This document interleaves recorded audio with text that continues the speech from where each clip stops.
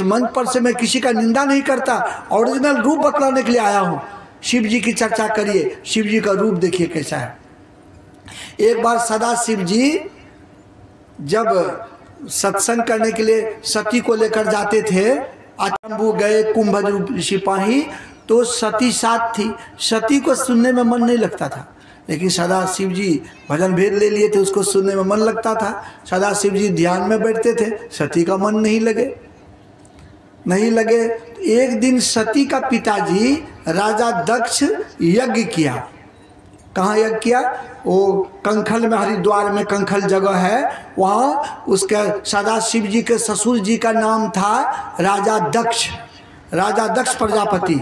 वह यज्ञ किया और उसमें शिव जी से उसको कुछ चकचुक था। सब देवी देवता को आमंत्रित कर दिया यज्ञ में, और लेकिन अपना दामाद शिव जी को निमंत्रण नहीं दिया। आकाश मार्ग से जब सभी देवी देवता जाने लगे तो सती कहती है, प्रभु ये सब देवी देवता विमान से कहाँ जा रहे हैं? कहा हमारे ससुर जी तुम्हारे पिताजी यज्ञ किए हैं, ये सबको निमंत्रण दिए हैं। कहा अच्छा, मेरे पिताजी यज्ञ किए, सबको निमंत्रण दिए, आप सत्संग करा रहे हो, आप बेटी दामाद को आप खबर नहीं करोगे? अच्छी बात है, आना नहीं आना उसका काम है, खबर तो करना आपका काम है। नहीं, जो लोग आप लोग यज्ञ करा रहे हो तो आप लोगों को तो बेटी दामाद को खबर देना जरूरी है कि नहीं, कि हमारे यहाँ 2 दिवसीय सत्संग हो रहा है कि नहीं है।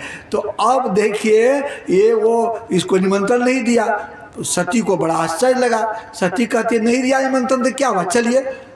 तो सदाशिव जी बोले देखो सती, बिना बुलाए जाना उचित नहीं है, अपमान होगा। बहुत समझाए शिव जी, लेकिन सती नहीं मानी। हम पिता के घर है, हम नहीं बुलाया, मैं जाऊंगी ही। देखिए कोई पत्नी जिद्दी होती है, जब घर में आपका काम रहेगा और नहरा से उसको खबर आ गया आपका खेती का काम है, पति क्या कहता है, सुनो ना 2-4-5 दिन थोड़ा खेत रोपनी करने दो, काम करने दो, काम खत्म होगा तब पहुंचा देंगे। अभी बच्चा का परीक्षा चल रहा है, परीक्षा होने दो तब पहुंचा देंगे। अभी फैक्ट्री में बहुत काम है, थोड़ा कर लेने दो तो 10 दिन बाद पहुंचा देंगे। वो क्या कहती, नहीं आप जाइएगा कि नहीं जाइएगा, हम तो जेबे करेंगे। आप जाइएगा कि नहीं, हम तो जेबे करेंगे, खाली नहरा से पर्ची आने की जरूरत है बस। देखिए नैया जाने में कितना मन लगता है, हम तो जेबे करेंगे, जिद ठान लेती है। सदा शिव जी इतना समझाए कि अभी अब बिना निमंत्रण दिए मत जाओ, अपमान होगा, बर्दाश्त नहीं होगा। आप जाइएगा कि नहीं जाइएगा, हम तो जेबे करेंगे। शिव जी जान गए इसको यही लिखा हुआ है तो क्या करेंगे। ठीक है, जब मेरी बात नहीं मानेगी, जिद करती हो तो जाओ। सती चली गई वहाँ। कंखल हरिद्वार में है, कंखल वहीं पर दक्ष प्रजापति का अभी भी स्थान है जहाँ यज्ञशाला हुआ है, अभी भी है वहाँ। हम कोई आपको बिना शास्त्र की बात बताने नहीं आए हैं, सबका प्रमाणिक रूप बतलाता हूँ। ये नहीं कि कुछ जो मुंह में आया संत होके कह के चल दिया, वो नहीं। आप कल होके आप बदनाम नहीं कर सकते हमको, आपको प्रमाणित करके जाऊँगा। तो वहाँ सती गई और उसके बाद सब देवी देवता का भोग लगा दिया, सब देवी देवता के सामने भोग लगा है। और उसके बाद अग्नि की ज्वाला प्रज्वलित हो रही है, अग्नि का। तो सती पिताजी से हाथ जोड़कर बोली, पिताजी आपका दामाद है शिव जी, सबको आप निमंत्रण दे दिए, देवाधिदेव महादेव हैं, अब उसको आपने निमंत्रण नहीं दिया, ये तो अच्छा नहीं किया। आप उसको निमंत्रण दीजिए, नहीं दिए तो कोई उसका भी हिस्सा भोग लगाइए। ये कहता नहीं, हमसे उससे चकचुक चलता है, हम भोग उनका नहीं लगाएंगे। सती बहुत हाथ जोड़ी, विनती की, लेकिन दक्ष एकदम अपने अडिग रहा, नहीं हम उनका भोग नहीं लगाएंगे। पति का अपमान, सबका सम्मान देखी, और देवाधिदेव महादेव का अपमान। आखिर पत्नी है ना, पति का अपमान बर्दाश्त तो नहीं कर सकेगी। कहा पिताजी मैं अंतिम बात कहती हूँ, आप जितना जल्दी हो सके मेरा पति का भोग लगा दीजिए, आपका दामाद का, नहीं तो आपको बहुत सोचना पड़ेगा। कहा तुमको जो करना है करो, हम भोग तो नहीं लगाएंगे। नहीं लगाए भोग। अंत में अग्नि की ज्वाला प्रज्वलित हुई, सती कूद गई उसी में। सती जो कूदी, आग की लपट जो लगी, सदा शिव जी ध्यान में देखे, अरे राम ये तो गजब हो गया। सती तो जाकर के अग्नि की ज्वाला में फांद गई, शिवगण को भेजे, जाओ जाके उसकी रक्षा करो। जब तक वो आएंगे तो जग को विध्वंस किया सब शिवगण आकर के। जब तक शिव जी आए इनका आधा शरीर जल चुका था। शिव जी क्या किए, अधजला शरीर को लेकर इस कंधे पर रख लिए, अधजला शरीर को ले लिए इस कंधे पर लेकर के बोले, अय प्रजापति दक्ष सुनो, मैं कंधे पर तुमने मेरे स्त्री का जो जलन में सौंप दिया, मृत्यु को सौंप दिया, ये तो मर गई, आधा शरीर जल चुका है, मैं इसको कंधे पर लेकर तांडव नृत्य करूंगा और तेरा ही नहीं संपूर्ण विश्व ब्रह्मांड को मैं अग्नि में जला के राख कर दूंगा। जैसे कमर में हाथ लिए अगर तांडव नृत्य शुरू करते सदाशिव जी, पूरा संसार जल के राख हो जाता। तुरंत आकाशवाणी होती है कि आप ब्रह्म स्वरूप प्राप्त कर चुके हो, आप ब्रह्म हो, ऐसा नहीं करिए, आपके तांडव नृत्य से संपूर्ण संसार जल के राख हो जाएगा। प्रतिशोध नहीं, आप क्यों घबराते हो? आपकी सती की आत्मा जो निकली है, यह आत्मा मरने वाली नहीं है, ये शरीर जो अर्धला लाश है इसको जला दीजिए, इसकी आत्मा जाकर हिमवन राजा की पत्नी मैना के गर्भ में समाविष्ट हो गई है, उससे उसका जन्म होगा, उसका नाम होगा पार्वती, फिर आपका विवाह उससे हो जाएगा। तब तक आप तपस्या करिए। तब इनको समझ में सब बात आ गई। क्रोध था तो चाहते थे, क्रोध शांत हो गया। सदा शिव जी क्या किए, सती का शरीर को ले जा करके फिर दाह संस्कार कर दिए, चले गए। कहाँ चले गए? कैलाश पर्वत पर तपस्या करने के लिए। 70,000 वर्षों तक तपस्या किए। सोचिए वहाँ इधर जो इसकी आत्मा निकल के चली जाती है हिमवन राजा के गर्भ, पत्नी मैना के गर्भ में, तो गर्भवती हो गई। कुछ समय बाद उसका जन्म हुआ तो पर्वतराज हिमालय था, इसलिए अपने पिताजी पर्वतराज के नाम पर उसका नाम पार्वती रखा।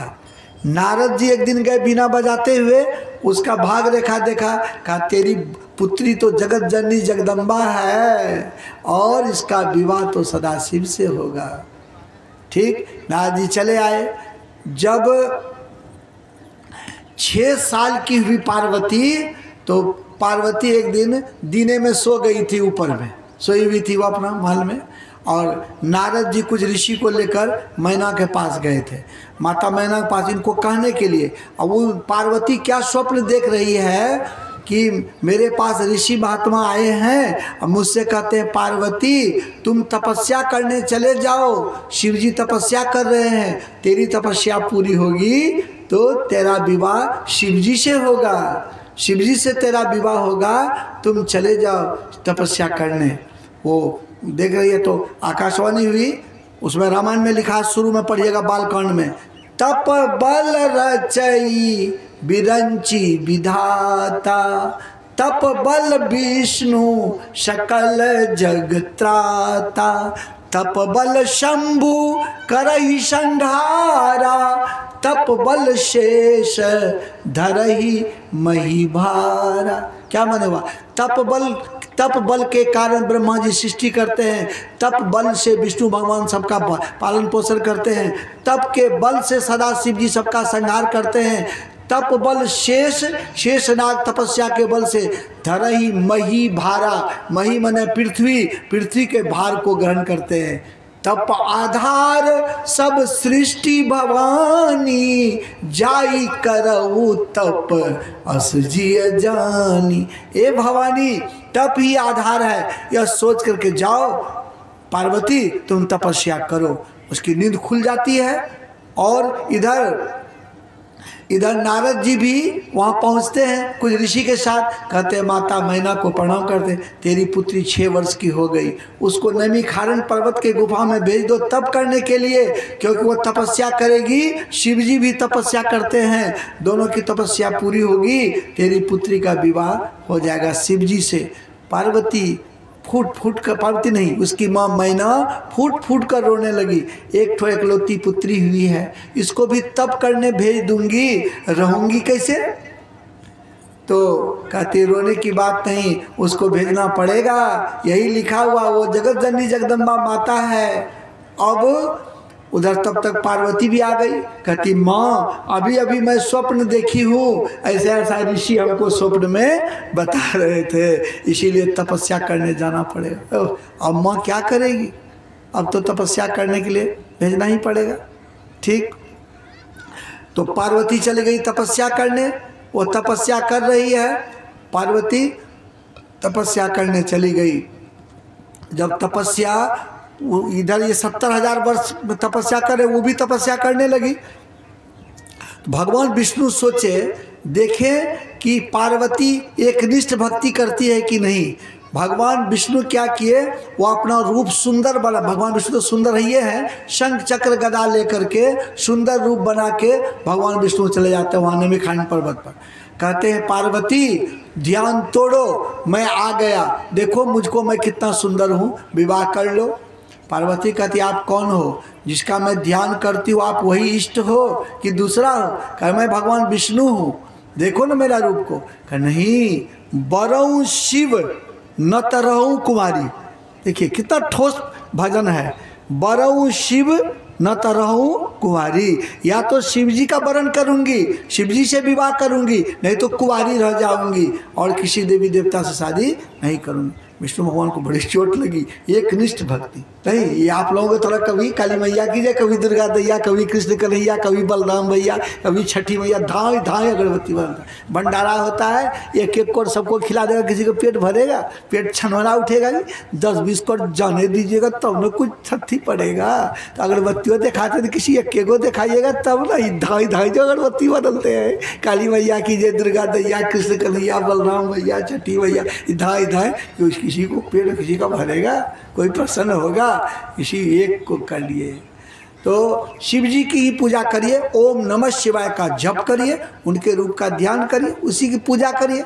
हम बना नहीं करते हैं, आप माता काली की कीजिए, माता दुर्गा की कीजिए, जिसकी भी कीजिए, एक की करिए, ये अलग अलग नहीं।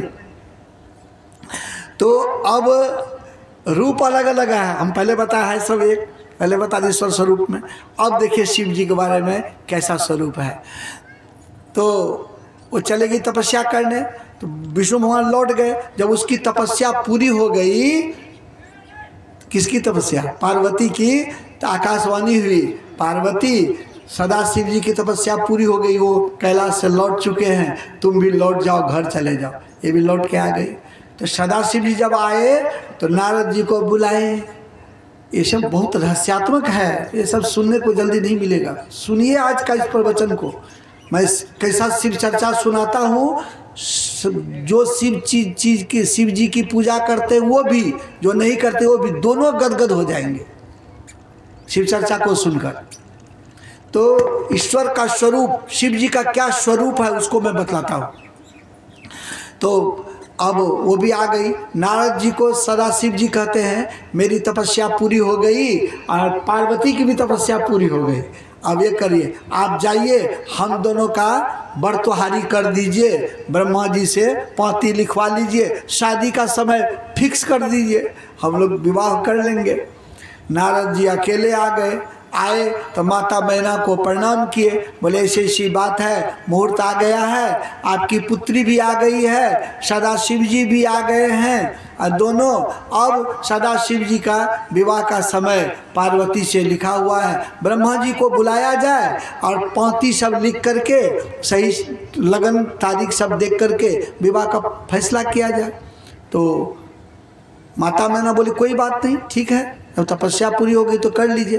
लेकिन नारद जी तो थोड़ा है मन चला ना, थोड़ा झगड़ा लगाने भी इधर उधर है तेज वो, तो ये सोचते हैं, कहते हैं कि अच्छा माता की भी परीक्षा ले लेता हूँ। तो ये कहता है माता जिस शिव जी से सुनने का चीज़ है, इसलिए मैं गांव वाले को बुला रहा हूँ। बहुत अफसोस होगा आपके गांव वालों को जब मैं यहाँ से प्रस्थान कर जाऊँगा, तब अफसोस होगा कि साधु के वचन को सुना नहीं, वहाँ गया नहीं। मैं तो हाथ जोड़कर विनती करके सब संपूर्ण ग्रामीण वासियों को बुला रहा हूँ। आपके लिए भंडारा भी तैयार हो रहा है, सुनने का भी मौका मिल रहा है। आप सब के सब इस सत्संग स्थल में आने की कृपा करें, सब के सब आए। बाद में एक भी बात बेटी से बाद में आरती के समय दे देंगे, तो अभी बैठ जाइए, कहीं जहाँ जगह मिले बैठ जाइए, बाद में दे दीजिएगा। तो ये सदाशिव जी के बारे में तब नारद जी सोचते थोड़ा कहें, तो मैथिली में 2 पंक्ति गा के सुनाए, मैथिली में 2 पंक्ति गा के सुनाए। इसको सुनिए क्या गा के सुनाए, तो समझ जाइएगा, ऐसे हम बता देंगे फिर।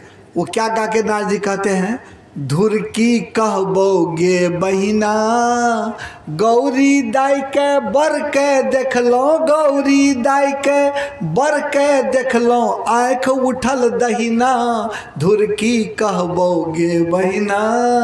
अब बताइए, तो संतमत की बात बताया, बहिना मैंने बहन हुआ, ए बहन क्या कहेंगे, गौरी दाई का जो दुल्हा है, पार्वती दुल्हा शिव जी, आँख उठल दहिना, और ये दो आँख तो है ये है, तीसरी आँखें उसकी खुल गई है, अर्थात त्रिनेत्र शंकर कहलाते हैं ना। कितना सुंदर वर्णन करते हैं नारद जी, लोग तो समझेगा नहीं।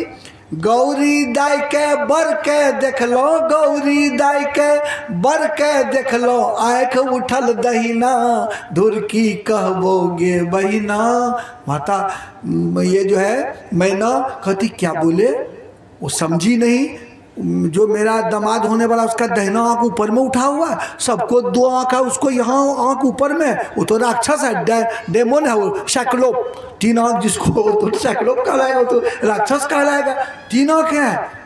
अरे राम कहता सुनो माता, अंग विभूति गले रुद्रमाला नाग फेन गहना, अंग विभूति गले रुद्रमाला नाग फेन गहना, जटा से हुनकर गंग बहत छनि, जटा से हुनकर गंग बहत छनि, भाल तिलक चंद्रमा धुर की कहबोगे बहिना। गौरी दाई के बर के देख लो, गौरी दाई के बर के देख लो, आँख उठल दहिना धुर की कहबोगे बहिना। इतना सुनना देरी, माता तो आग बबूला हो गई। क्या बोले, गले में नाग फेन गहना, ये आँख उठले है, यहाँ चंद्रमा, यहाँ जटा से गंगा बहती है, हमारी बेटी तो गंगा में डूबिए के मरी जेते। हाँ, इस चंद्रमा के शीतलता में गलिए जेते, इस सांप जो का नाग जे काटते तो बेटी पर बचते। ऐसा बर से शादी नहीं कराएंगे, जनी बेटी के राखब कुमारी है, ऐसा बर से न करब विवाह। बेटी को कुंवारी रखना अच्छा है, लेकिन ऐसा दूल्हा से शादी नहीं कराएंगे। जाइए, अगर मुझे हिमवान राजा भी बोलेंगे तो मैं नहीं मानूंगी, फांसी पर चढ़ जाऊंगी, लेकिन ऐसा दूल्हा से अपनी बेटी की शादी नहीं कराऊंगी। 10 महीना तक गर्भ में मैं पाली हूँ, उसके माँ हूँ मैं, पाल पोस के बड़ा की हूँ, अब मैं ऐसा बर से शादी करने नहीं दूंगी। नारद जी सोचे हम तो बताए इसको युक्ति संगत बात, यहाँ पर उनका जो है त्रिनेत्र खुल गया ध्यान करते करते।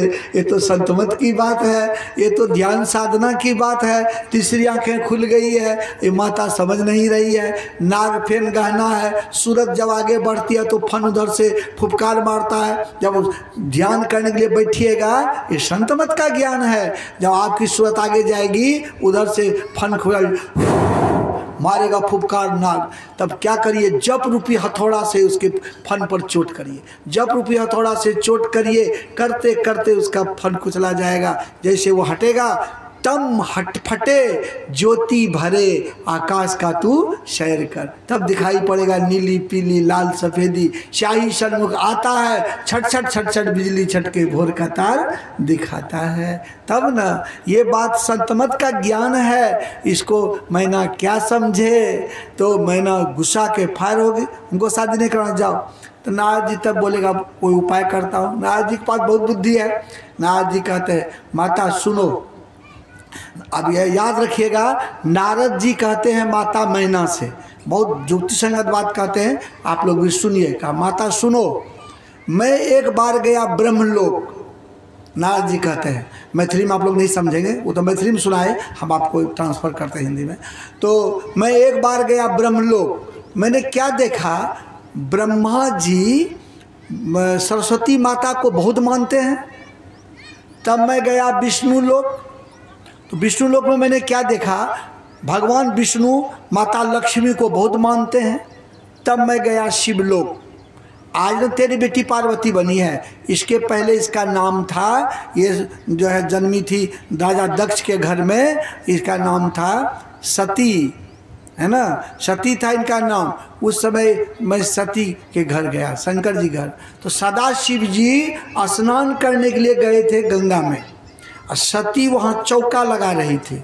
तो नारद जी कहते हैं मैंने पूछा माता सती आप अकेली यहाँ पर ये जो है पोछा लगा रही हो, सदाशिव जी कहाँ गए हैं? तो सती माता बोली सदाशिव जी गए हैं स्नान करने और मैं यहाँ चौका लगाती हूँ, लिप पोछ देती हूँ, वो आएंगे तो बैठ के सत्संग ध्यान करते हैं। सदाशिव जी करते थे ना, सत्संग ध्यान करते थे। उस सत्संग ध्यान करते हैं इसीलिए उस सत्संग ध्यान करते हैं इसीलिए मैं चौका लगा रही हूँ। तब नारद जी झगड़ा लगाने में तो पारंगत है। ये कहते हैं क्या कहे माता, मैं ब्रह्मलोक गया ना, देखा ब्रह्मा जी सरस्वती को बहुत मानते हैं। तब मैं विष्णुलोक गया तो देखा विष्णु भगवान लक्ष्मी माता को बहुत मानते हैं, लेकिन माता शिव जी आपको उतना नहीं मानते हैं। किसी की पत्नी को आप डायरेक्ट कह दीजिए कि तेरा दुल्हा तुमको नहीं मानता है, उसको दुख होगा कि नहीं होगा बताइए? तो किसी को भी कह दीजिए, माने कि नहीं माने उसका आपसी मामला है, लेकिन आप तो नहीं कह सकते मानता नहीं मानता, आप ही कमा खिलाते हैं उसको, खिलाता तो वही दूल्हा है सबको। तो मानने नहीं मानने की क्या बात है? तो अगर डायरेक्ट कह दिए कि ब्रह्मा जी सरस्वती को बहुत मानते हैं, विष्णु भगवान लक्ष्मी को बहुत मानते हैं, आपका ये जो है सदाशिव जी वो आपको उतना नहीं मानते हैं, दुख नहीं होगा? सती को पूरा दुख हुआ। सुनिए नारद जी, आप कैसे जानते हैं हमको सदाशिव जी नहीं मानते हैं? सबसे अधिक मानते हैं। झगड़ा लगाने में पारंगत है, ये है कह दिया हाँ सबसे अधिक मानते। सबका दूल्हा के गले में बढ़िया बढ़िया माला है, बैजंती माला, तुलसी माला, पोहप का माला, मोती का माला, चंदन का माला। आपके दूल्हा के गले में खाली मुंडा का माला, बहुत मानते हैं आपको। सती सोच में पड़ गई, ध्यान है उसको घबरा करके सती सोच में पड़ गई। अरे राम, वास्तव में ब्रह्मा जी के गले में बढ़िया बढ़िया चमकदार माला है, विष्णु के भगवान में बढ़िया बढ़िया माला है, हमारा दूल्हा के गले में तो खाली मुंडे का माला है। सही माने हमको नहीं मानते हैं। सती को समझा दिया, ये मुँह हाथ आओ फुला करके कोना में जाकर बैठ गई। सती काहे के लिपा पोछी करेगी, ये जाके कोना में बैठ गई। नारद जी सोचे काम बन गया, झगड़ा लगा दी, नारद जी चले गए। अब सदाशिव जी उधर से स्नान करके आते हैं, देखते हैं चौका लगा हुआ है नहीं, रहेगा तब ना सदाशिव जी ध्यान सत्संग करेंगे, वहाँ तो चौका लगले नहीं है। तो ये इधर से कहते हैं सती चौका नहीं लगाई है, तो मैथिली में बहुत सुंदर सुंदर करके आप लोग नहीं समझेंगे इसलिए नहीं बता रहा हूँ। तो सती चौका नहीं लगाई, हम ध्यान भजन नहीं करेंगे। सती चुप, वो हाथ फुला को बोलवे नहीं करती है, रूठ गई। फिर सदाशिव जी कहते सती सुनती नहीं हो, चौका जो नहीं लगाई हो तो मैं ध्यान भजन नहीं करूँगा क्या? 3 बार बोल दिए। सती सोची अब कुछ तो कहना पड़ेगा। सती कहती है मैं आपसे नहीं बोलूँगी। कहा क्यों? क्यों नहीं बोलेगी? क्या हुआ? अभी अभी तुम सब ठीक ठाक थी, चौका लगा रही थी, जब तक मैं स्नान करके आया कौन सा ये जो यहाँ पर आफत आ गया कि तुम बोलती हो, मैं कौन सी बात हो गई हमसे तुमको जो बोलती हो मैं आपसे नहीं बोलूँगी? कहा कि विष्णु भगवान भी लक्ष्मी को बहुत मानते हैं, शिव ये ब्रह्मा जी भी सरस्वती को बहुत मानते हैं, आप हमको उतना नहीं मानते हैं। शिव जी कहते हैं हम तुमको नहीं मानते। शिव जी तब पूछते हैं सती यहाँ नारद बाबा आए थे क्या? कहा हाँ। का चौपट हो गया। सदाशिव जी जान गए, कहा उसका काम झगड़ा लगाना है, यहाँ नारद बाबा आए थे क्या? कहा हाँ। कहे तेरी का सब काम चौपट हो गया, पहले चौका लगाओ, हमको सत्संग ध्यान करने दो तब बाद में बताऊंगा। फिर चौका लगा दी, ध्यान किए, सत्संग कर लिए। ध्यान सत्संग करने के बाद अब सती जो है वह पूछती है कि बताइए हमको। कहा सुनो, दुनिया में जितना प्राणी है पति पत्नी है, जितना भी आज तक युग में पति पत्नी हुआ, सबसे मैं अधिक तुमको मानता हूँ। कहा कैसे हम मैं जानूंगी कि आप मुझको सबसे अधिक मानते हैं? कहा सुनो, क्या कहा था नारद जी तुमको कि सबके गले में बढ़िया बढ़िया माला और तेरा दूल्हा के गले में मुंडा का माला। ये जो मुंडा का माला देखते हो सती, किसका माला है? ये सब तुम्हारा मुंडा है।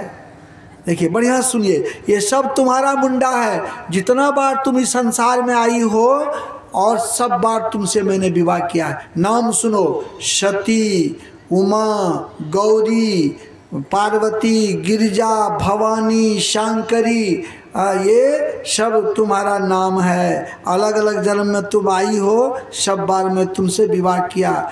तुमको मैं इतना मानता हूँ, इतना मानता हूँ, जब तुम्हारा शरीर छूटता था तेरा गला को निकाल कर मैं केमिकल देके गले में मुंड का माला बना लिया हूँ, गले का हार बना के रखा हूँ। गले का हार बनना मुहावरा है, गले का हार बनना अत्यंत प्यारा होना।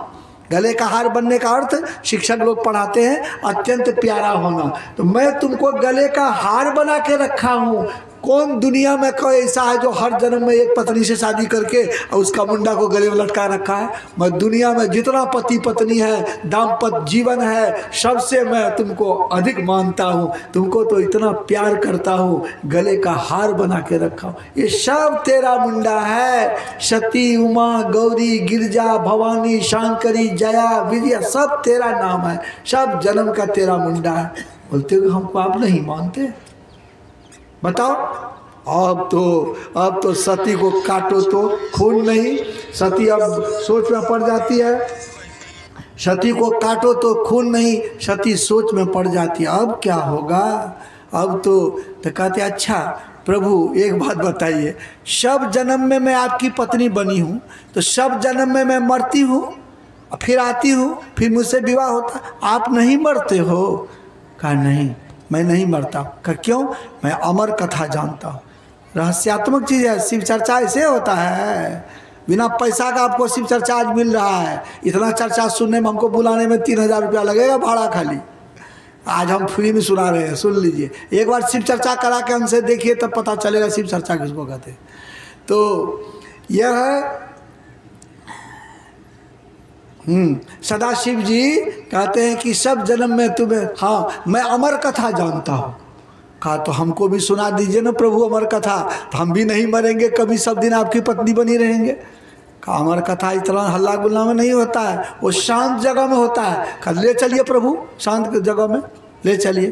तो अमर कथा किसको कहते हैं अभी बताऊँगा, अमर कथा किसको कहते हैं। तो बसहा पर चढ़ा करके अमरनाथ गुफा लेके चले गए। ठीक, चले गए अमरनाथ गुफा। वहाँ बड़ा गुफा में शांति था। वहाँ जाकर वहाँ एक बरगद का पेड़ था, वहीं पर आसन सदाशिव जी बिछा दिए और पेड़ के जड़ में वो भी बैठ गई। तो कहा कि यही सुनाता हूँ अमर कथा। अमर कथा इसी सत्संग को कहते हैं, जो सत्संग सुनता है मन लगाकर। लोग तो आना नहीं चाहता है, सुनाने की व्यवस्था, बैठने की व्यवस्था, भोजन की व्यवस्था, तो लोग नहीं सुनता है। एक तो कई बार झगड़ा शुरू हो जाए, अभी एक तो साइकिल चोरी नाच शुरू हो जाए। और हम लोग का वहाँ पर ना सिलीगुड़ी में 2 ठो ये नाचने वाली है, बिमला बाई और मंजू बाई। ठीक, उसको जब लोग बुलाता है 50,000 रुपया रात लेती है वो दोनों मिल करके। और जब हमको नहीं, साधु होकर नहीं बोलना चाहता हूँ, लेकिन लोगों का व्यवहार बतलाता हूँ, मैं बोलना नहीं चाहता हूँ। एक बार आ करके वो शाम में जिस गांव में आती है, एक बार लोग प्रचार कर देता है कि मंजू बाई और बिमला बाई सब आई है, यहाँ टिकट फ्री है। और उसके बाद जो है अब जैसे 8 रात बजती है, एक बार वो जहाँ मंच पर जा कहती है आरा ही ले, छपरा ही ले और बलिया ही ले ला, उसके बाद नहीं बताएंगे। उसके बाद तब सारा बागजोड़ी वाला ही ले ला, बच्चा बूढ़ा जवान कोई भी ऐसा नहीं जो वहाँ नहीं जाता। वो ढेला के खेत में भर रात टुकुर टुकुर देखता है, न खाने की व्यवस्था न सोने की व्यवस्था, कांटा चुभता है, वहाँ चला जाता है। बच्चा बूढ़ा सब एक बार खाली वो बोल दे तब देखिए। यहाँ इतनी व्यवस्था, यहाँ लोग आना नहीं चाहता। दुर्भाग्य देखिए कैसा है, बुलाने पर नहीं आता है, कैसा दुर्भाग्य है। तो वो अमर कथा सुना रहे थे सदाशिव जी, किसको? सती को सुना रहे थे। सत्य जैसे आप लोग सुनते सुनते जब मन पूरा शांत होता है, कहीं खंभा में अटक गए तो धीरे धीरे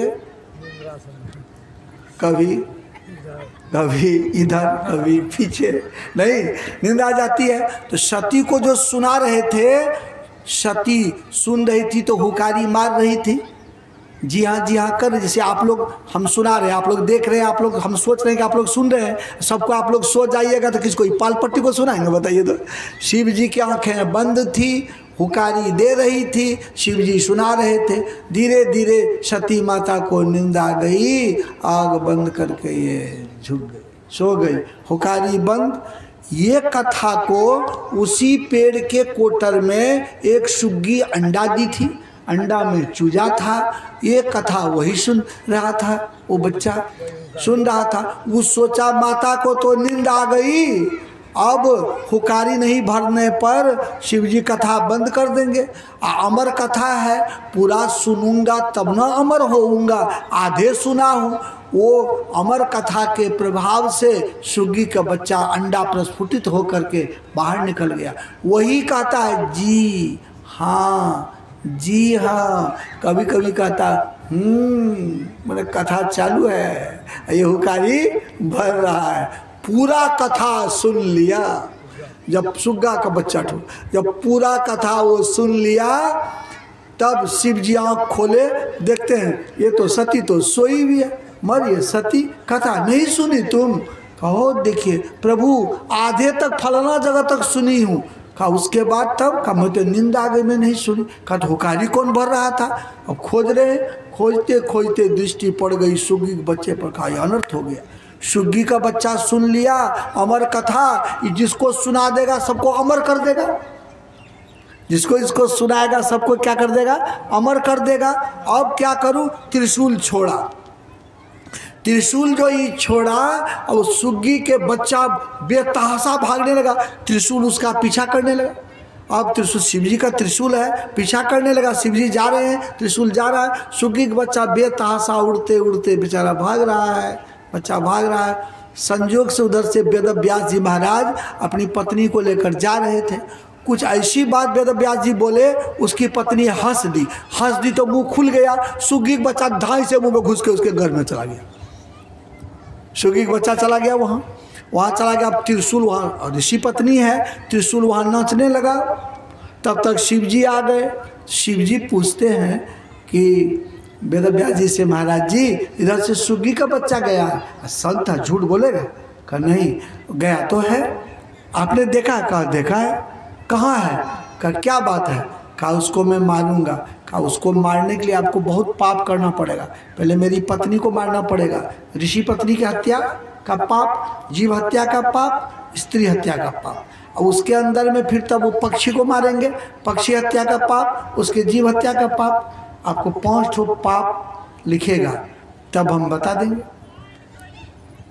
कहा ऐसा क्यों? कहा ऐसा इसलिए है, वो अमर कथा सुन लिया है, जिस किसी को वो सुना देगा तो उसको अमर कर देगा, मरेगा लोग नहीं, उसको मारना जरूरी है। तो वेद व्यास जी महाराज हंस लिए, हंस गए, कहे ठीक है मार दीजिए, मेरी जो पत्नी है ना, इसके गर्भ में उस सुग्गी का बच्चा है, पहले मेरी पत्नी को मारिए, पेट फाड़िए, तब निकालिए, निकाल के तब उसको मारिए। अब शिव जी सोच में पड़ गए, एक तो ऋषि पत्नी है, फिर ये धार्मिक महिला है, इसको मारना बिना अपराध का, इसका अपराध तो नहीं है मारना। सोच में पड़ गए। तो वेद व्यास जी महाराज कहते हैं, संत क्या होते हैं? भगवान से बड़े होते हैं। कहते हैं वाह वाह शिव जी, जब आप जान रहे वो अमर कथा सुन लिया, वो अमर हो गया, आपके त्रिशूल में ताकत है अमर को मारने वाला काम कर सकते हैं? आपके पास ताकत है? जब वो अमर हो गया कोई तो मार सकता है आप? अमर जो मरने वाला नहीं है, इमोर्टल हो गया, मोर्टल तो है नहीं, इमोर्टल हो गया, आप कैसे उसको मारेंगे? सुग्गी के बच्चे को आप कैसे मारेंगे? वो तो अमर हो गया। सब शिव जी सोचे बात तो सही है, बेकारे परेशान हो, वो तो अमर हो गया, उसको तो मारने की शक्ति हमको नहीं है। शिव जी लौट कर चले आए। वही सुग्गी का बच्चा माँ के गर्भ में रह गया 12 वर्षों तक। अब 10 महीना में माँ को कितना परेशानी होती है, पैर फूल जाता है, भोजन की तलब खत्म हो जाती है, गर्भवती महिला को लुका नहीं जाता, करवट बदला नहीं जाता, झाड़ू लगा नहीं जाता, कितना परेशानी है। 12 वर्ष हो गया माँ को, माँ की हालत खराब। कहता बउआ बाहर निकलो ना बउआ, बहुत कष्ट होता है बउआ, निकलो बाहर। वो अंदर से कहता माँ बड़ा सुख है, बाहर में केवल परेशानी माया है, बाहर नहीं निकलूँगा माँ, बाहर में माया व्याप्ति है, है, यहाँ हम अमर कथा सुने हैं, बहुत आनंद लगता है। कहा बेटा तुमको तो आनंद लगता है, हमारी तो हालत खराब हो रही है, बेटा बाहर निकलो ना, निकलो बेटा बाहर। कहा माँ अगर मुझे निकालना चाहती हो तो तुम विष्णु भगवान की आराधना करो, उनसे वरदान मांगो कि मैं बाहर निकलूँगा तो मुझे माया नहीं व्यापेगी। कहा ठीक है। उसी गर्भ अवस्था में वो फिर वह बेचारी 1 साल तक तपस्या की। भगवान विष्णु प्रकट हुए, कहिए, कहा कि हमारा बेटा गर्भ में 13 साल हो गया, वो बाहर निकालूंगी, मैं बहुत परेशान हूँ, लेकिन आप उनको माया तो नहीं व्यापेगी। तो कल बताए थे, व्याप रहे संसार में माया कटक प्रचंड, कावा सेनापति कामादि भट्ट दम्भ कपट पाखंड, ये सब माया है। वो सो दासी रघुवीर की, वो रघुवीर की दासी है। पूछो मिथ्या शोभ छूट न राम कृपा बिनु, बिना उनकी कृपा छूटेगी? नाथ कहूँ पदरो। कहा जाओ उनको निकलने बोलो, उनको माया नहीं व्यापेगी। बोला बेटा निकलो तुम, माया नहीं व्यापेगी। जैसे कहा माँ बोली, ये निकला तो 13 वर्ष का युवक खड़ा हो गया, लेकिन उसका नार पुरेन जो था माँ के गर्भाशय में था, अब वो निकलेगा तब ना, खड़ा है। जैसे माँ के गर्भ से वो निकला, उसका जो रहता है निकला, हाथ में लिया, ले भागे, दौड़ने लगा माया से भागने के लिए। अब वेद व्यास जी महाराज उसके पीछे दौड़ने लगे, बेटा भाग जाएगा, 13 साल का हो गया था। अब वो जो भागा, वहाँ कुछ अप्सरा सब स्नान कर रही थी, तो ये जो लड़का भागा तो इसको तो प्रभु का वो अमर कथा सुन के आया था, वही दर्शन कर रहा था, तो सब नंगे नहा रही थी।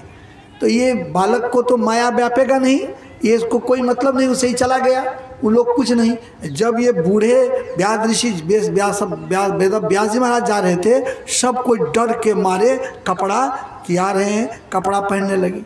तो ये कहते हैं मेरा जवान बेटा इधर से गया, तुम लोग उसी तरह नंग धड़ंगा स्नान की, और आप तो मैं तो बूढ़ा हूँ, मैं जा रहा हूँ, तुम लोग कपड़ा पहन रही हो, ऐसा क्यों? कहा कि वो आपका बेटा युवक तो जरूर था, आपका बेटा युवक तो जरूर था। 1 मिनट बाबा का, हाँ बाबा, आपका बेटा जवान था लेकिन माया से परे था, और आप माया में हो। आपको ये पता चल रहा है ये नग्न है कि कपड़ा पहनी है, आपके बेटा को ये पता नहीं था ये नग्न है कि कपड़ा पहने है। कितना अंतर हो गया दोनों में। अमर कथा जो सुनता है वो, यही सत्संग को अमर कथा कहा जाता है। जो जीवन में इसको सुनकर उतारता है उसका जीवन उसी तरह हो जाता है। वो भागा, वहाँ जाके करची बत्ती का कमचा से काट करके उसको हटाया, वो जो चमैन जिसको काटती है, आजकल तो हॉस्पिटल में होता तो एनएम काट देती है, उसको काट के हटाया, चला गया। बाद में जाकर, लंबी कथा उधर नहीं जाऊंगा, वो जा कर के इससे राजा जनक जी से दीक्षा लिया, वही सुखदेव मुनि कहलाया। वही है सुखदेव मुनि, सुगी का बच्चा जो अमर कथा सुना, आज भी वो है। तेजस्वी ओजस्वी वर्चस्वी ज्ञानी विज्ञानी अंतः साधना में निपुण बना वो सुखदेव मुनि, जो राजा परीक्षित को 7 दिनों तक गंगा किनारे तक्षक काटने का जो बहता वो सुनाया था। ये कथा कौन कह रहा था? ये कथा कह रहा था नारद जी माता मैना से। याद करिए, सुना रहे थे ना तब, माता मैना से कि आप जो कहते हो सदा शिव जी से वरन मेरी बेटी नहीं करेगी, जनी बेटी के राखब कुमारी है, ऐसा बर से न करब विवाह है, ऐसा जो बोलते हो। जब आप जानती हो माता शिव जी जब जब आए तब तक वो कभी सती में, कभी पार्वती में, कभी उमा, जया, विजया, गिरिजा, भवानी, शंकरी, नाम अलग अलग पड़ा। सब जन्म में उसकी शादी, उसका विवाह किससे हुआ? शंकर जी से। इस जन्म में किससे विवाह होगा? तब मैना को कुछ समझ बात आई, कहा कि उसका रूप ये नहीं है, तो वही रूप बताया। नमामि ईशान निर्माण रूपम विभुं व्यापकं ब्रह्म वेद स्वरूपम अजंग निर्गुणं निर्विकल्पं निरीहम चिदाकाशम आकाश वासं भजम निराकार मोंकार मूल। तो ये सब रूप है उनका। जब बताया तब मैना को पता चला कि अच्छा ठीक है। ब्रह्मा जी को बुलाया। अब पहले रूप शंकर जी का स्वरूप का पाठ हुआ है, अभी ईश्वर स्वरूप, उसी को मैं क्लियर करता हूँ, सुनते सुनते क्लियर हो जाएगा। उसके बाद जो है पाती लिख दिया दोनों का। शंकर जी का विवाह माता पार्वती के साथ किस तिथि को होगा सब लिख करके पाती बना दिया। पाती बनाकर नारद जी को दे दिया। अब माता मैना सोची कि ये चूँकि बरतुहारी का मेहमान है तो बरतुहारी का मेहमान को ऐसे कैसे भेज दूंगी, मैं तो महारानी हूँ। 56 प्रकार का व्यंजन बनाई। जानते जो शादी कुटबेती लगाने जाता है उसको कितना मानता है। आप लड़की वाला है, अगर लड़का वाले के यहाँ गए, अगर लड़की उसको जचा हुआ तो सोचेगा कैसे बढ़िया बढ़िया खिलावे इसको ताकि ये पोस्टपोन नहीं करे, इसको काटे नहीं, है ना। बढ़िया बढ़िया भोजन कराता है बरतुहारी के मेहमान को, सब कोई कराता है, आप ही लोग नहीं, सब कराता है। तो बरतुहारी का मेहमान गए नारद जी, 56 प्रकार का व्यंजन बना करके इसको खिला दिया। ये खा करके तो पूरा एकदम, जब वो खा रहे थे बढ़िया बढ़िया मिष्ठान मिठाई, बड़ा अफसोस, उफ, सदा शिव जी को किसी न किसी रूप में मेरे साथ आना चाहिए, अकेले भेज दिया। इसकी सासू माँ तो इतना बढ़िया बढ़िया वैराइटीज खिला रही है, खा लिया, पाती ले लिया। सदा ये नारद जी आ गए सदा शिव जी के पास, आए यहाँ आकर के नारद जी पाती दिया सदा शिव जी को, आपका शादी का ये तिथि है, ये आपका पाती लीजिए। सदा शिव जी बोले ठीक है। प्रभु ये गड़बड़ी आपने कर दी। कहा क्यों, क्या गड़बड़ी? कहा प्रभु आप कम से कम हम मुझे भेज दिया अकेले, आप किसी न किसी रूप में जाते। क्या बताए प्रभु, आपकी सासू माँ माता मैना इतना वैराइटीज खिलाई है, ऐसा ऐसा वैराइटीज का स्वाद था, वो स्पंजी रसगुल्ला, वो ये शिव जी के जीभा से पानी टप टप टप टप चल रहा है। तो इतना स्वादिष्ट भोजन था। शिव जी बोले कमाल हो गया, इतना स्वादिष्ट भोजन आप कर लिए नारद जी? कहा हाँ, आप तो नहीं है कि? कहा ठीक है, मैं कभी न कभी शादी से पहले एक बार जरूर चला जाऊंगा उस गांव में। निर्णय ले लिया, नारद जी चले गए। अब समय आने लगा, शादी से पहले अब जाना है, वचन दे दिए हैं। तो सदाशिव को लोग अर्धनारीश्वर भी कहता है। एक फोटो देखेंगे आप, आधा गौरी का फोटो है, आधा शंकर का है ना। आधा इधर साड़ी पहना हुआ, इधर पीताम्बरी पहना हुआ, आधा गौरी आधा शंकर, उसको अर्धनारीश्वर कहते हैं। आधा नारी आधा पुरुष है, अर्धनारीश्वर कहते हैं। उसी का फोटो था अर्धनारीश्वर का। तो वह क्या किए शिव जी, वो शंकर जी का रूप बदल के वो नारिये बन गए, गौरी का रूप बन गए, पूरा गौरी का चिरमान रूप। वो पूरा जो है जितना गौरी का श्रृंगार हो सब करके पूरा सब जेवर आभूषण और नटवा बन गए। नटवा बन गए, चुनरी लहंगा ले लिए। ये सब पुरुष जो नटवा बनता है, स्त्री का रोल बनाता है, तो तैयो उसका मोज का हल्का हल्का रस दिखाई पड़ता है। फिर उसका केसी, उसका बनावट शरीर का दूसरा होता है। लेकिन सदाशिव जी हम छिनोमान नटवा बन गए, नारी वो गौरी का रूप बना लिए। अब उसको पता नहीं चले स्त्री है कि पुरुष है, वो तो स्त्री लगती थी। बस उसके बाद हमारे गायक जी वासुदेव बाबू को लिए, हमारे हारमोनियम मास्टर को लिए कि चलो मेरे साथ, हम जो है नाचने जानते हैं, वहाँ जाना है, हिमालय पर्वत में जाना है। अब वो शिव जी नाचना शुरू किए, गायक जी गाना शुरू किए, बजाने वाला बजंती बजा रहा है। पहुँच गए आपका जामजोड़ी, ये बागजोड़ी में। बागजोड़ी में पहुंचा, यहाँ नाचने जो लगे, गाना नाच को देख करके शंकर जी का नाच देखने के लिए सब आ गए। जैसे राजनाथ बाबा का सुनने के लिए आप लोग आ गए हैं, उसी तरह से वो आ गए, सब कोई सब आ गए।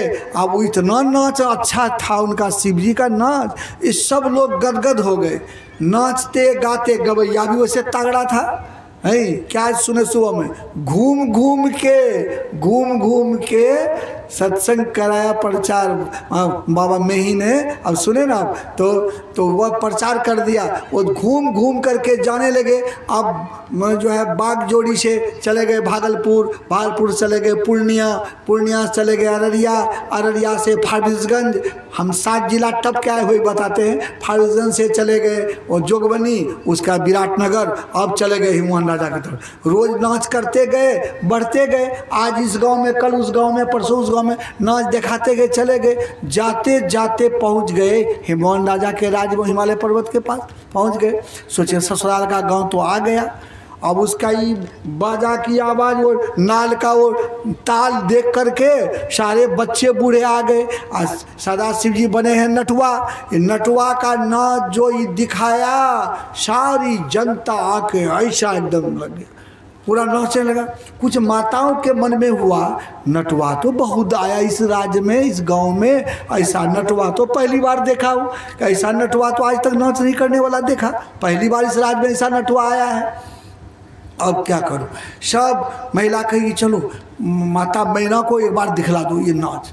सब तो देख ली, हम लोग देख ली, माता मैना को तो पता नहीं है। सब महिला जाके कहती है माता क्या बताएं माता, बड़ाई करने की बात नहीं है, ऐसा अपना राज्य में एक नटवा आया है, ऐसा नाच नाचता है। देखिए भगवान का रूप क्या है, ईश्वर स्वरूप का पाठ हुआ। ये नहीं समझिएगा कि बाबा हम लोगों को बहतानी कर रहा है, ये असली शिव चर्चा के माध्यम से मैं ईश्वर का स्वरूप को क्लियर कर दूंगा पूरा। आप जब से बैठे हैं और 10 मिनट बैठिए, सारा क्लियरेंस हो जाएगा।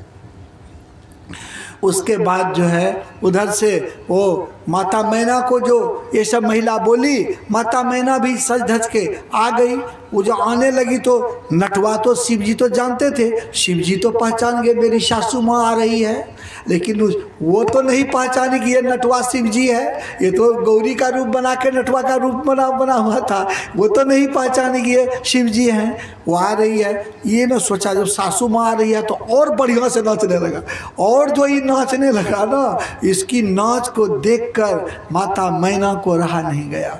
उस बीच सभा में माता मैना हाथ जोड़ते जोड़ते नटवा के पास आ जाते, कहती है ये नटवा 1 मिनट तुम नाच बंद करो, तो ये नटवा 1 मिनट तुम नाच बंद करो, कुछ बातें करनी है, नाच बंद करो। सब कहता माता नाच बंद मत करा, अभी नाच जम्बे किया है, अभी पटवे किया है, नाच देखने दो, अभी तो शुरुए हुआ है, माता बंद मत करो। अब देखने वाला लोग तो चाहता है हम देखते रहें, अब माता कहती है बंद करो। गाँव सब दर्शक लोग कहता है कि नाच बंद मत करो, मत करो माता, बंद करने मत कहो। अब माता बार बार कहती है नटवा 1 मिनट के लिए नाच बंद करो, फिर तुम नाच करना। बार बार बोली तो शिव जी सोचे सासू माँ है, कभी न कभी तो मेरी सासू माँ बनेगी, इनकी बात को नहीं मानना उचित नहीं होगा, इसीलिए नटवा नाच बंद कर दिया। नटवा जो नाच बंद किया तो सारे लोगों में उदासी छा गई। ये हाथ जोड़ के कहती है नटवा तेरी बड़ाई नहीं करती हूँ, लेकिन जो कुछ कहो, इस राज्य में बहुत नटवा आया, बहुत नाच नाचा, ऐसा नटवा का नाच जीवन में पहली बार देखी। क्यों? तो वो शिव जी की नाच अद्भुत नटवा त्रिकालदर्शी, उसकी नाच कोई कर सकेगा? साधारण व्यक्ति कर सकेगा? तो ऐसा नटवा का नाच जीवन में पहली बार देखी हूँ। ये नटवा कर रही है। मेरी एक बात सुनो, तुम डायरी निकालो, मैं हिमवान राजा की अर्धांगिनी महारानी माता मैना हूँ, मेरे पति हिमवान राजा हैं, बहुत सारी संपत्ति है, इकलौती पुत्र मेरी पार्वती है, उसका विवाह शंकर जी से इतना तारीख को निश्चित हो गया है। ठीक, उसका विवाह शंकर जी से इतना तारीख को निश्चित हो गया है। ये नटवा तुम डायरी निकालो, उसमें डेट लिख दो, उस डेट में आके तुम नाच दिखला दोगे ना नटवा, ना तो बाराती पार्टी भी खुश, सराती पार्टी भी खुश, ऐसा नाच कभी नहीं देखा होगा। मुँह मांगा इनाम दूंगी। कहा किसको रही है? कहा किसको रही है बताइए? शंकर जी को ही ना कह रही है। और कि हमारी बेटी पार्वती का विवाह शंकर जी से होना निश्चित हो गया है। तो सदाशिव को हंसी आ गई, पहचान तो नहीं रही है। हम लोग ईश्वर को पहचानते तो नहीं हैं, ईश्वर कैसे हैं पहचान तो नहीं रहे हैं, लेकिन ईश्वर तो हमको पहचान रहे हैं। नटवा तो पहचान रहा है ये मेरी सासू माँ होगी, लेकिन सासू माँ नटवा को नहीं पहचान रही है। ये नटवा तुम डायरी निकालो और उसमें डेट लिख दो, क्या इतना तारीख को तुम नाच कर देना, मुँह मांगा इनाम दूंगी।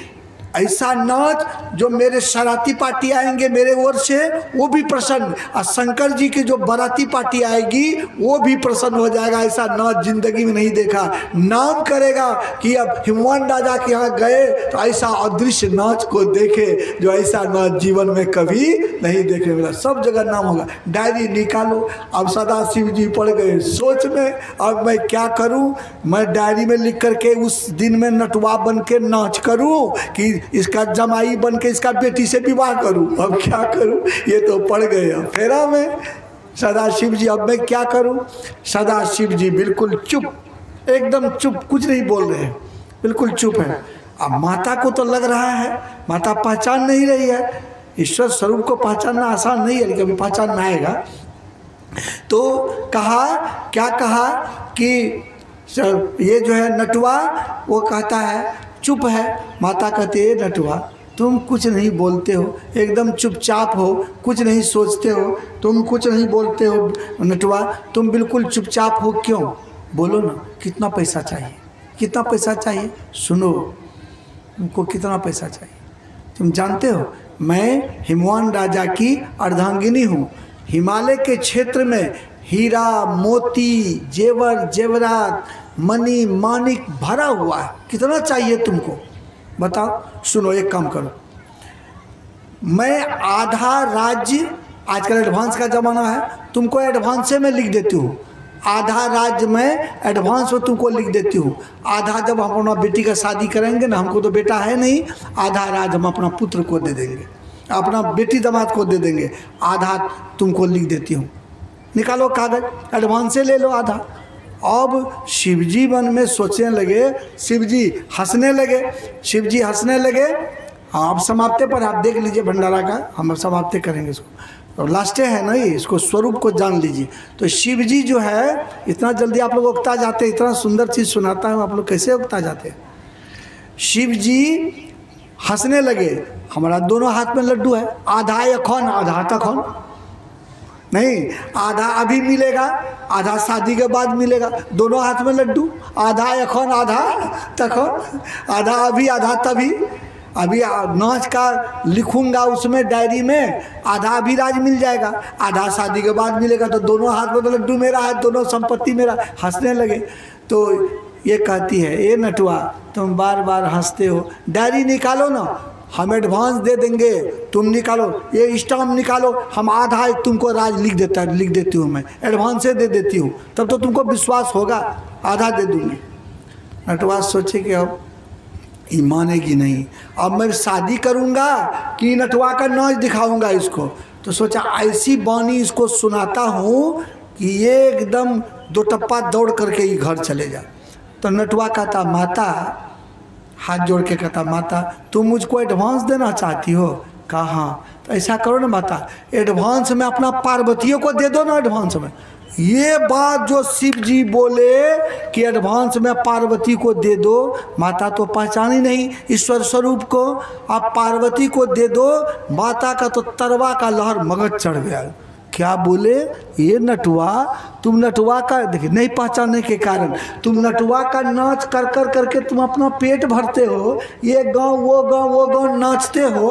हिमवान राजा की एकलौती पुत्री है पार्वती, इतना संपत्तिशाली, और एक पार्वती हिमवान राजपुत्री का विवाह एक नटुआ से, तुम एडवांस हो, तुमको हिम्मत कैसे हुआ? ठहर मैं तुमको पता चलाती हूँ।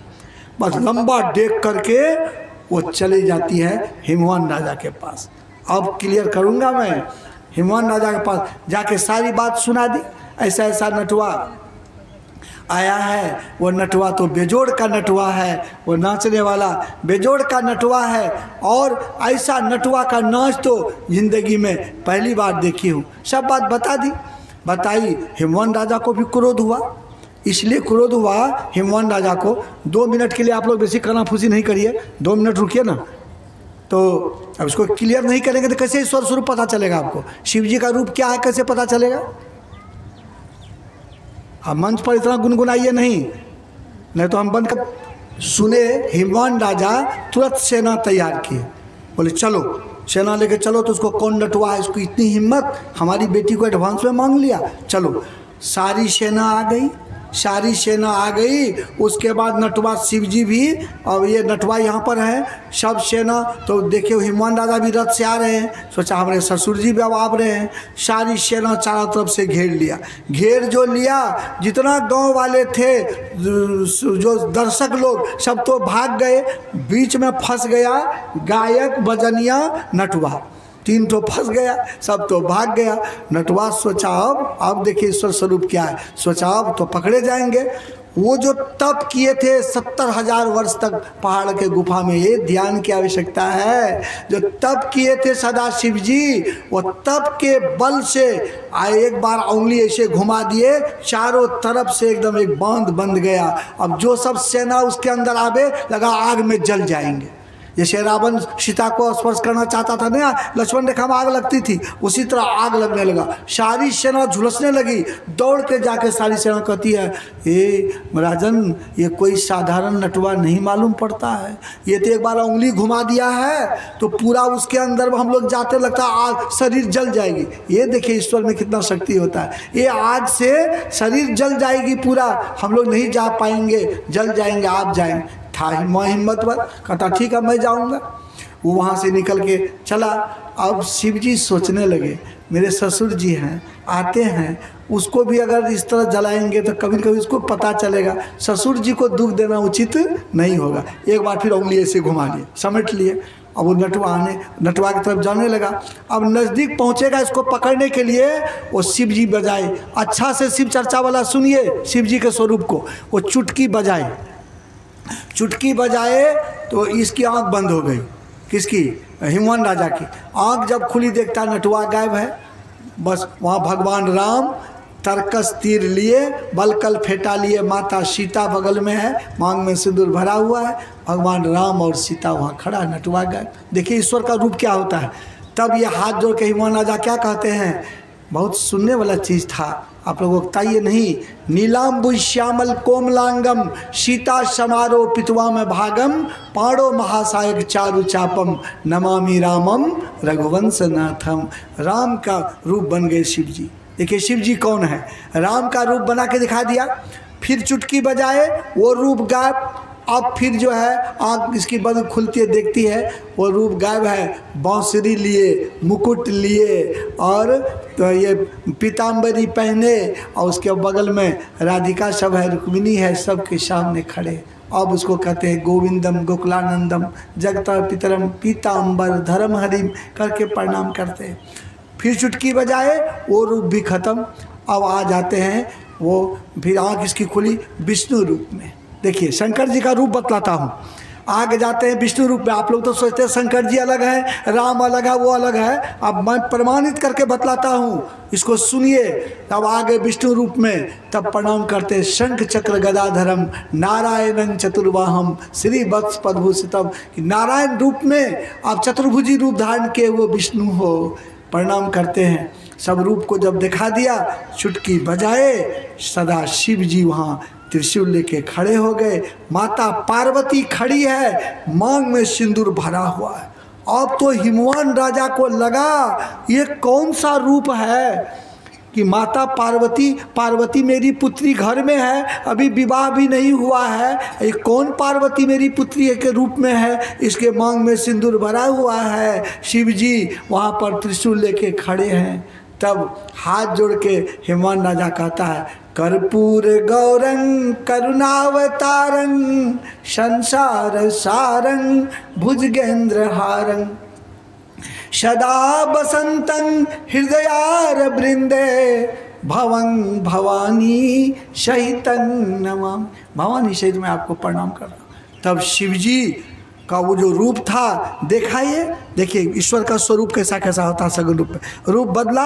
अब चलिए चुटकी बजाए, वो रूप भी गायब। एक बहुत बड़ा वहाँ पर ये जो है पोल के तरह, खंभा के तरह एकदम पाताल से आकाश तक खड़ा हो गया एक पोल ध्रुव के तरह। ब्रह्मा जी चले गए नीचे पूरा खोजने के लिए, विष्णु भगवान ऊपर पूरा खोजते खोजते उसका शुरू और अंत जानने के लिए कहीं पता नहीं लगा।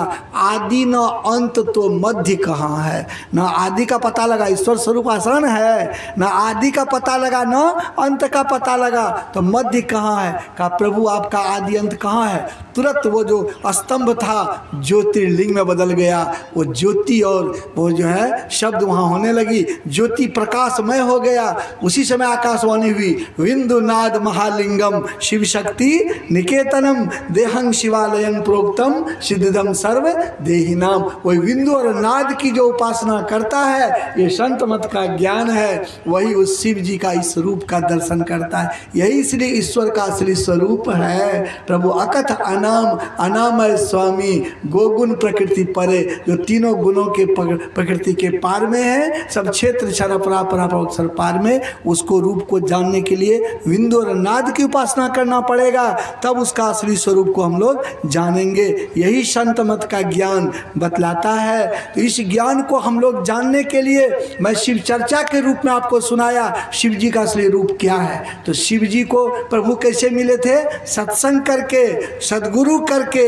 आप लोग जो प्रचार करते हैं, अब आप लोग जानिए सच है कि झूठ है। हम तो प्रमाणित करके आपको बता दिए सब कुछ। यही ईश्वर का स्वरूप है, यही सदाशिव का, यही पार्वती का, यही भगवान राम का, यही भगवान कृष्ण का। समय समय पर बहुरूपिया बने, लेकिन वो रूप उसका एक ही एक है। वो अलग अलग समय समय पर अलग अलग रूप धारण किए हैं, लेकिन है तत्व रूप में एक। उस परमपिता परमात्मा का पता लगाने के लिए इसी संत मत सत्संग का ज्ञान गंगा में आपको गोता लगाना पड़ेगा। सत्संग सुनते सुनते सदगुरु की कृपा का पात्र बनेंगे, तब मेरे जैसे कोई आचार्य मिलेंगे तो हम लोग बतलाते हैं, उसका नाम का जप, रूप का ध्यान, दृष्टि क्रिया, इसको जान के भजन करेंगे, तब भगवान का स्वरूप पता चलेगा, भगवान मिल जाएंगे। यही स्वरूप का पाठ हुआ आपके सामने मैंने रखा। एक